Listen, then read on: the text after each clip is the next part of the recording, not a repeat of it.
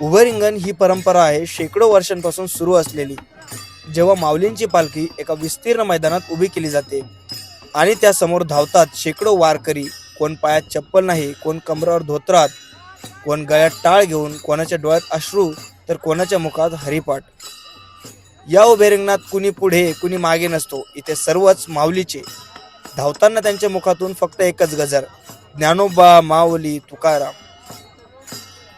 चांदोबाचं लिंब ही जागा म्हणजे वारकऱ्यांसाठी केवळ विश्रांती स्थान नाही, ती आहे एक जिवंत साक्षीदार.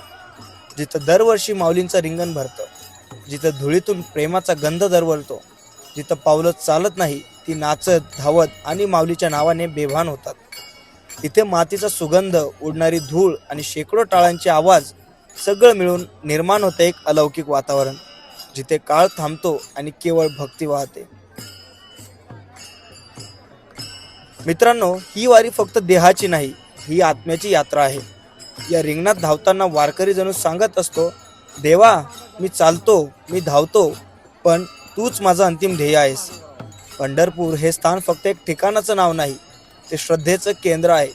आणि चांदोबाचा लिंब हे त्यातलं एक अनमोल पान आहे, जिथं वारकरी मन मोकळं होतं आणि माऊली आपल्याला धावत भेटते.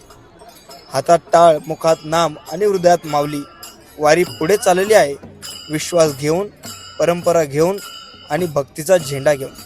आज चांदोबाच्या लिंबाने पुन्हा एकदा पाहिलं, माऊली धावल्या, पावलं पवित्र झाली आणि उभं रिंगण भक्तीच्या धगधगत्या ज्वालामुखीसारखं भासलं.